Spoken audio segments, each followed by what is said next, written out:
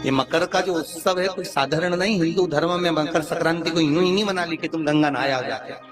और कितने सौभाग्यशाली हो रहे शिवजी नारायण वाले कि गंगा यहीं आ गई शंकर जी के साथ। नहा लो, मौका मिल रहा है, इतने उपाय मिल रहे हैं, कर लो, अपने जीवन को सार्थक बना।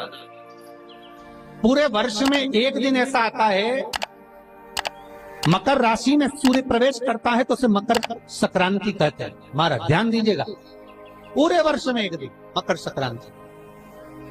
अच्छा, कई लोग कहते हैं कि सूर्य के उत्तरायण का क्रम है, ये क्रम है, ये पूजन का क्रम है, तिल्ली के लड्डू का क्रम है, लड्डू बना लो तिल्ली का, इसका क्रम है। पर अगर स्कंद पुराण उठाओ तो स्कंद पुराण में अगर मकर संक्रांति के क्रम को यदि पढ़ोगे तो मालूम पड़ेगा कि पूरे वर्ष में एक दिन ऐसा था जिस दिन भगवान शिव और नारायण ये दोनों, इसलिए आज भी हिंदू धर्म में गुड़ के लड्डू तिल्ली के साथ मिलाते हैं। क्यों? उसका कारण कि शंकर और नारायण ये दोनों एक ही दिन, एक ही पल गंगा का स्नान करने के लिए एक नारायण को लेकर भगवान शिव।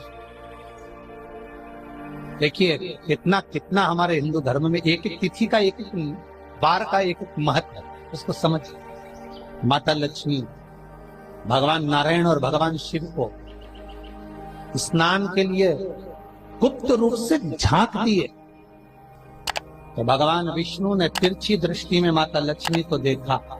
तो माता लक्ष्मी को देखकर भगवान विष्णु शिव जी को देखे तो शंकर भगवान ने कहा, नारायण हमने देख लिया महारानी लक्ष्मी झांक रही, हमने वर दे दिया कि लक्ष्मी का एक नाम गुप्त लक्ष्मी रहेगा, ये छुपी रहेगी। और आज मकर संक्रांति के दिन नारायण और शिव का दर्शन इस लक्ष्मी ने करा है। पर जो गुप्त लक्ष्मी का दान दे देगा उसके घर में कभी कोई बड़ी बीमारी प्रवेश नहीं करेगी।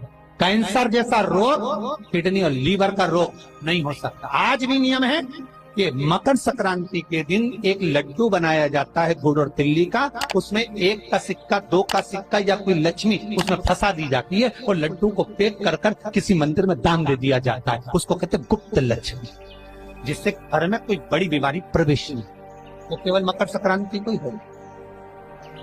तो महाराज सूर्य का उत्तरायण जो प्रवेश है मकर के अंतर्गत, वो दोपहर में लगभग 2:30 बजे के करीब में आएगा, 2:30 से 3 के करीब में आएगा।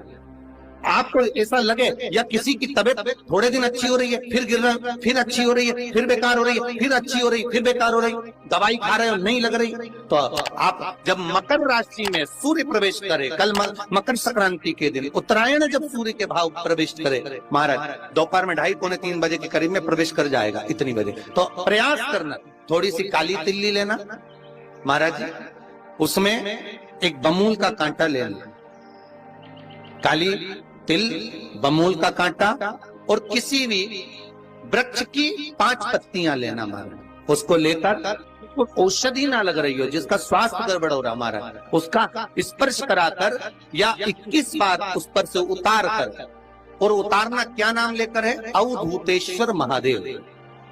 कौन सा महादेव है? जम के बोलो जरा, अवधूतेश्वर महादेव। शिव जी का एक अवतार हुआ था, अवधूत रूप शंकर का। शास्त्र कहता है कि अवधूतेश्वर महादेव का जो रूप है वो रोग का निवारण करने के लिए, बिना कोई कष्ट आपको लग रहा है तो अवधूतेश्वर महादेव का नाम लेकर काली तिल्ली, वृक्ष की पत्ती और एक बमूल का कांटा लेकर शरीर पर से उतार लो। उसको ले जाकर किसी भी चौराहे पर उसको पटक दीजिए। चौरस्ते पर नहीं डाल सकते तो बहते हुए पानी में डाल दीजिए, बहता हुआ पानी ना मिले तो पीपल के वृक्ष के नीचे डाल दीजिए, पर उसको मकर राशि के प्रविष्ट भाव में ही डालना। निवेदन एक और है,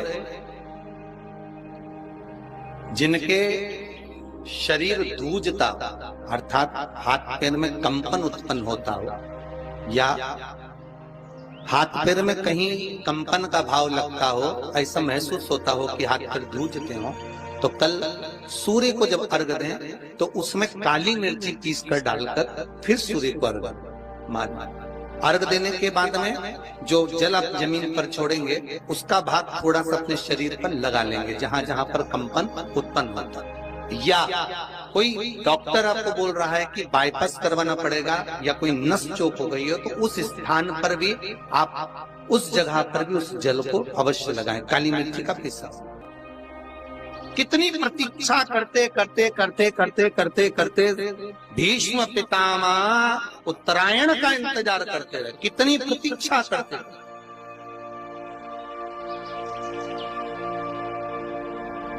कि कब मौका मिले और कब में स्मरण कब में। शुगर वाले जीव जिनकी शुगर ऊंची नीची हो रही हो, ज्यादा शुगर की परेशानी आ रही हो और इंजेक्शन लेना पड़ रहा हो, उनके लिए निवेदन है काली तिल्ली कल के लिए ये खास तौर से, बाकी के शुगर के लिए तो उपाय और बाद में बता देंगे, पर कल के लिए जो करना चाह रहे हैं जिनकी शुगर लेवल में नहीं आ रही, काली तिल्ली शंकर भगवान के शिवलिंग पर समर्पित कर दो और उस काली तिल्ली को जब शिव जी पर चढ़ाएं तो महाराज हाटकेश्वर महादेव का नाम लेना है। कौन से महादेव? हाटकेश्वर महादेव का नाम लेना है और शंकर भगवान पर काली तिल्ली चढ़ाते जाना है। उसमें कंकर नहीं हो, सफेद तिल्ली का एक भी दाना नहीं हो, इसका ध्यान रखिए। उस काली तिल्ली को चढ़ा दीजिए। हाटकेश्वर महादेव का स्मरण कर कर किसी को जल ना चढ़ाने देना उस समय पर जब आप शंकर जी को चढ़ाएं, और भगवान शंकर की हाटकेश्वर महादेव का स्मरण कर कर 108 रुद्राक्ष से मनके से माला जप लो। वहीं शंकर चढ़ी रहने देना तिल्ली। उसी तिल्ली को वापिस कटोरी में उठाकर लिया, 3 दिन तक लगातार उसको थोड़ा थोड़ा कर कर सुबह के समय खाली पेट खाइए, शुगर लेवल पर आ जाएगी महाराज, आपकी शुगर हाई ऊंची नीची नहीं जाएगी। हाटकेश्वर महादेव का स्मरण। मकर का उत्सव, मकर संक्रांति का मिला मौका तो उसको करो। कल मकर संक्रांति है, जिस समय पर कल सूर्य उत्तरायण आ जाए और पहले दिन उत्तरायण के दिन ही जब संध्या का समय होता है, शाम का समय होता है महाराज, संध्या का जो समय होता है शाम का, अगर कोई बच्चा पलंग पर बाथरूम करता हो, गंदगी करता हो, सारी औषधि कर ली, दवाई कर ली, और या बच्चा रात्रि को उठकर चिड़चिड़ करता हो या रोता हो रात भर महाराज, उसके लिए, या माता के स्तनों में बच्चे को पिलाने के लिए दूध ना आता हो उसके लिए, या बच्चा रुदन करता हो या बच्चा गंदगी करता हो उसके लिए, कल शाम के समय पर प्रथम दिन में जब भगवान उत्तरायण आ रहे हैं मकर राशि के अंतर्गत, तो शाम के समय पर मकर संक्रांति के दिन गुड़ को पानी में मिलाकर शिवजी पर लेपन कर दो, उसी हाथ को बच्चे को मंदिर के बाहर चटा दो महाराज, फिर वो पलंग पर कभी गंदगी नहीं करेगा महाराज। जिस नारी का स्तन में दूध नहीं आता हो बच्चों को पिलाने के लिए, उसको भी अगर चटा दिया जाए तो स्तन में दूध आना प्रारंभ हो जाएगा।